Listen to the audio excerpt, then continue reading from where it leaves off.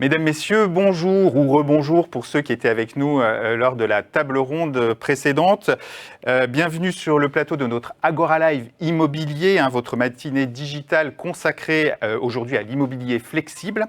Dans cette keynote, je suis très heureux d'accueillir le dirigeant fondateur de Coworklib, Thibaut Paternoster. Thibaut, bonjour. Bonjour Lionel, ravi d'être avec toi aujourd'hui. Eh bien, c'est partagé. Alors Thibaut, je t'ai invité parce que lors de notre table ronde d'ouverture, on a beaucoup évoqué les attentes des directeurs d'immobilier autour de la flexibilité. Et je souhaitais explorer maintenant les offres et les solutions qui sont proposées par le marché. Alors d'abord, est-ce que tu peux nous présenter évidemment rapidement Coworklib.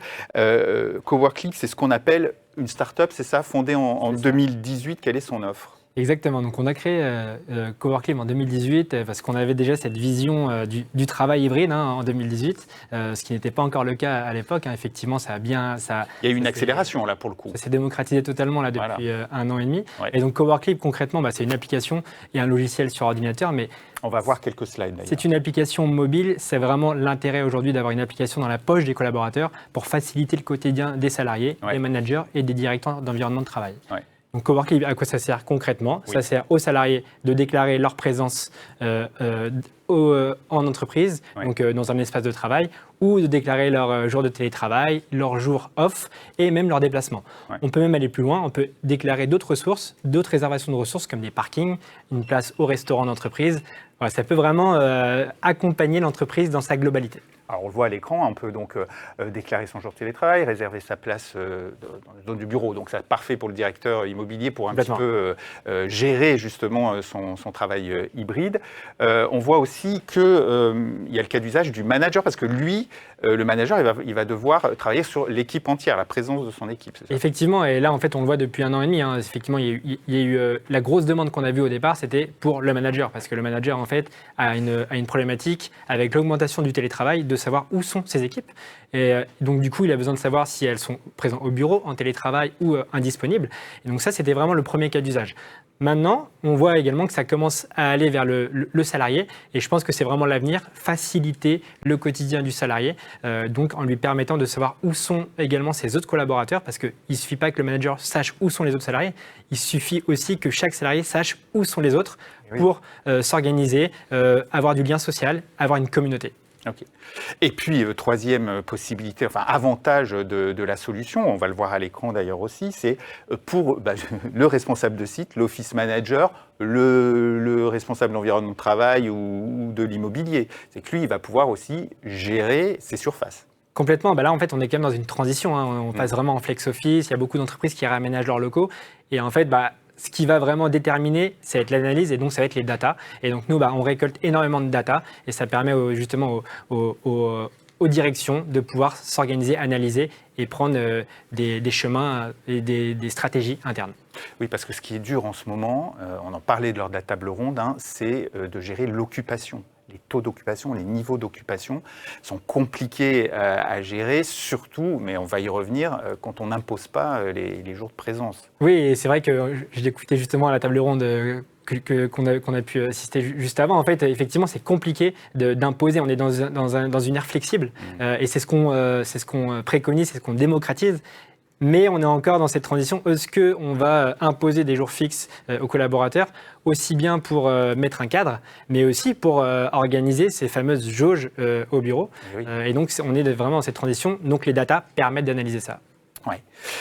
On va y revenir après parce que j'aimerais bien savoir ce que vous avez comme retour d'expérience sur ce sujet. Mais avant, quelques peut-être cas pratiques à partager avec nous pour qu'on comprenne bien ce que vous venez de nous expliquer sur les cas d'usage et sur les avantages de se doter d'une solution comme Coworklib. Voilà, à quel type de besoin, par exemple, ça peut correspondre pour tel ou tel type d'entreprise. Oui, bien sûr. Là, je peux vous citer par exemple des grands groupes avec qui on travaille, notamment Orange, par exemple. Donc, la direction de l'innovation Orange utilise Coworklib pour justement savoir qui est présent au bureau aujourd'hui. Ils ont créé différentes zones, différents territoires, et donc les collaborateurs peuvent déclarer leur présence dans un des territoires. Nouveauté aussi qu'on voit, par exemple, dans ce service-là, c'est qu'il y a des managers, par exemple, qui avaient des bureaux, eux, pour le coup, privés, qui maintenant mettent à disposition quand ils ne sont pas là. Parce qu'en fait, voilà, avant, ils étaient 5 jours par semaine ou 4 jours par semaine au bureau. Maintenant, ils sont plus que 2 jours par semaine au bureau. Et l'idée, c'est de les mettre à disposition des autres salariés. Donc, on voit qu'il y a un partage aussi de bureaux fixes et privés. On a également une autre entreprise dans l'agroalimentaire, je ne citerai pas son nom, mais eux, ils ont 2 sièges, 30 unités de production. Et donc, du coup, ils utilisent vraiment Coworklib pour savoir qui est et sur quel siège, parce qu'ils peuvent aller sur les 2 sièges sociaux, savoir qui est présent dans telle unité de production aujourd'hui et organiser aussi et prévenir leurs managers et leurs collaborateurs de dire je suis en télétravail ou je suis off. Ça, c'est vraiment ce qu'on voit au niveau des grands groupes. Après, on a d'autres grands groupes qui utilisent aussi Coworklib là pour la réservation de postes de travail, de salles de réunion, de ressources. Donc ça, on va dire que c'est un système de réservation qu'on voyait déjà au préalable. Ce qu'on ne voyait pas, c'était vraiment cette déclaration de présence de statut d'emplacement. Ça, c'est assez nouveau. Et après, on a pas mal de PME, start-up qui utilisent Coworklib. Et là, ça va peut-être être en fonction de la taille de l'entreprise également. Effectivement, on a des clients aussi qui sont en dessous de 50 salariés. Peut-être qu'ils ne vont peut-être pas aller sur la réservation de poste, mais uniquement sur la déclaration de statut d'emplacement. D'accord. Ah oui, donc vous pouvez avoir tout type d'entreprise. Hein. Vous avez de la PME jusqu'au très grand groupe, si j'ai bien compris. Exactement. C'est vraiment, c'est notre croissance là depuis 1 an et demi, c'est qu'en fait, on a une demande. Avant, c'était exclusivement les grands groupes pour la réservation, justement. Et en fait, depuis 1 an et demi, maintenant, tout s'est accéléré. Tout le monde passe en modèle hybride, même une petite entreprise de 10 salariés. Et ils ont cette problématique de savoir qui est présent au bureau, qui est en télétravail. Et donc, c'est vrai que Coworklib, un outil qui est dans la poche des salariés, ça leur permet vraiment de faciliter leur quotidien.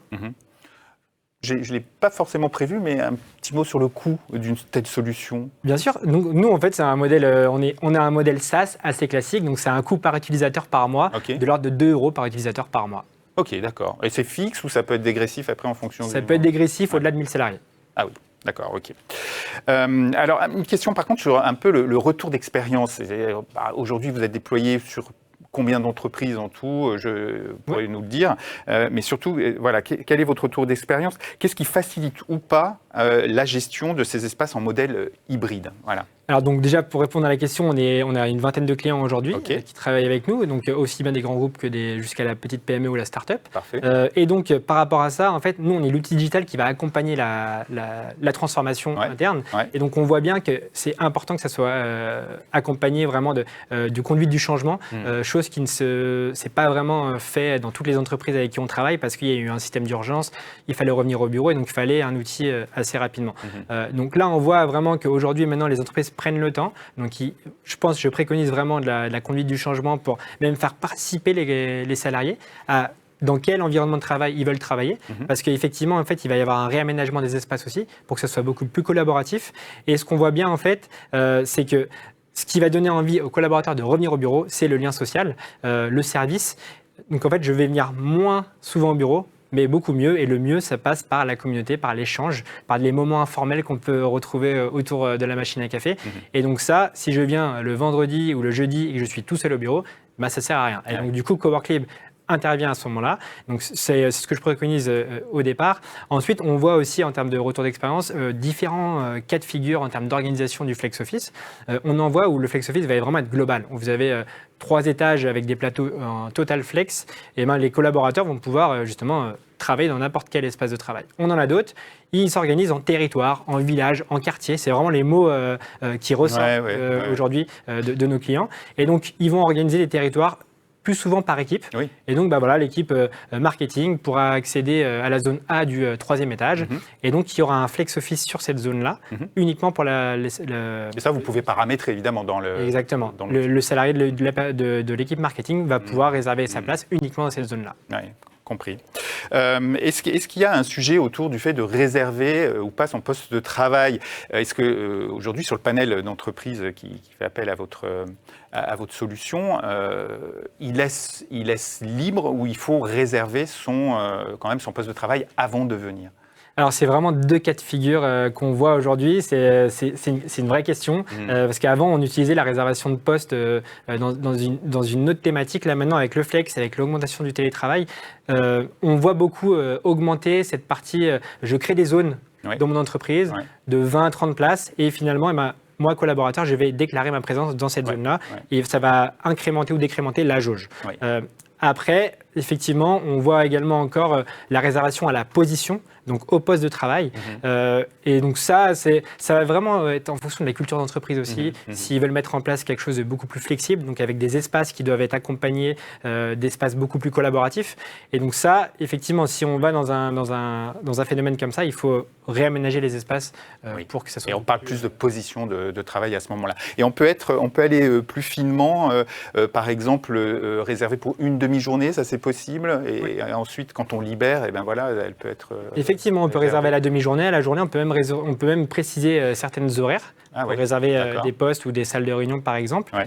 Et en fait, ça peut être utile dans les grands groupes pour justement faciliter le lien social. Parce que quand je vais réserver le poste A406 au 4e étage, et ben, ça va me permettre peut-être de rassembler plus facilement mes équipes ou de travailler plus facilement avec des personnes avec qui j'ai plus d'affinité.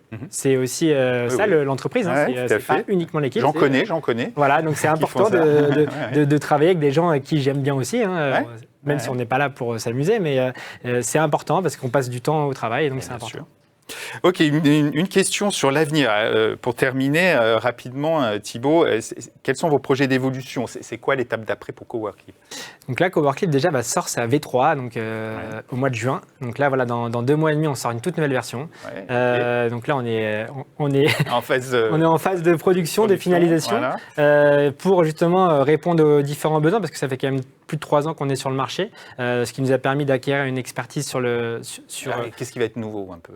Il faut que je fasse attention quand même à ce que je vais dire.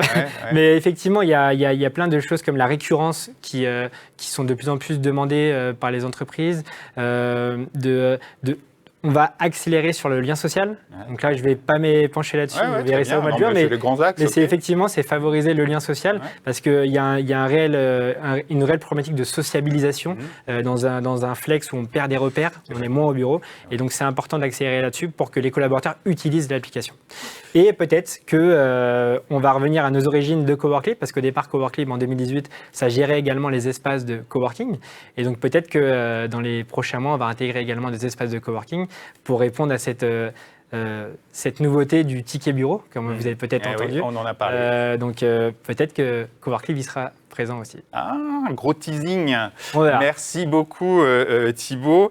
Merci pour cet échange, ce partage d'expérience et puis de réflexion sur la flexibilité et l'immobilier. Je rappelle que tu es le dirigeant fondateur donc, de Coworklib, un outil qui permet de gérer les équipes et les surfaces bien utiles en mode hybride. À bientôt. À bientôt, Lionel. Voilà, merci à vous tous de nous avoir suivis. On se retrouve dans une vingtaine de minutes pour la suite de notre Agora Live immobilier. On s'intéressera aux données et aux indicateurs utiles pour gérer les espaces flexibles. À tout à l'heure et puis à bientôt pour ceux qui nous quittent. Au revoir.